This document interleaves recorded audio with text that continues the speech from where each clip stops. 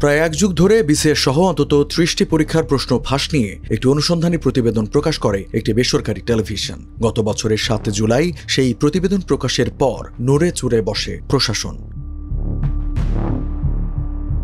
প্রতিবেদন প্রকাশের পরদিন ২০২৪ সালের ৮ জুলাই পিএসসির অবসরপ্রাপ্ত গাড়ি চালক সৈয়দ আবেদ আলী জীবনসহ ১৭ জনকে গ্রেপ্তার করে পুলিশের অপরাধ তদন্ত বিভাগ সিআইডি।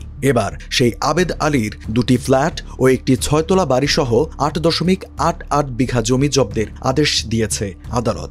একই সঙ্গে তার একটি গাড়ি ও ১৩টি ব্যাংক হিসাব অবরুদ্ধের আদেশও দেওয়া হয়েছে। দুর্নীতি দমন কমিশন দুদকের আবেদনের পরিপ্রেক্ষিতে ৭ এপ্রিল সোমবার ঢাকা মহানগর জ্যেষ্ঠ বিশেষ জজ মোহাম্মদ জাকির হোসেন গালিব এই আদেশ দেন। বিষয়টি নিশ্চিত করেছেন দুদকের জনসংযোগ বিভাগের উপপরিচালক আক্তারুল ইসলাম।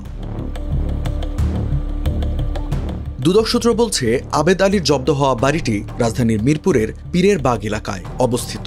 এছাড়া ১১০০ বর্গফুটের ২টি ফ্ল্যাট পশ্চিম শেওড়াপাড়া এলাকায়। বাড়ি, ফ্ল্যাট ও ৮.৮৮ বিঘা জমির দলিল মূল্য ধরা হয়েছে ৩,৩৫,৫৬,৭৯৭ টাকা। আর তার ব্যাংক হিসাবে রয়েছে ৭৮,৫৯,১৯৮ টাকা। দুদকের আবেদনে বলা হয়েছে, অবৈধভাবে আবেদ আলী বিপুল পরিমাণ স্থাবর অস্থাবর সম্পদের মালিক হয়েছেন। এসব সম্পদের মালিকানা পরিবর্তন হতে পারে বলে তথ্য রয়েছে। সুষ্ঠু তদন্তের স্বার্থে অভিযুক্ত ব্যক্তির নামে স্থাবর সম্পদ জব্দ এবং অস্থাবর সম্পদ অবরুদ্ধ করা প্রয়োজন। এ আবেদন মঞ্জুর করেন আদালত। সৈয়দ আবেদ আলীর গ্রামের বাড়ি মাদারীপুর জেলার ডাসার উপজেলায়। ঢাকায় ও গ্রামে একাধিক বাড়ি, গরুর খামার ও সম্পদের তথ্য তিনি নিজেই ফেসবুকে দিয়েছেন। ব্যবসা বাণিজ্যের মাধ্যমে এসব সম্পদ অর্জিত হয়েছে বলে দাবি করেছেন আবেদ আলী।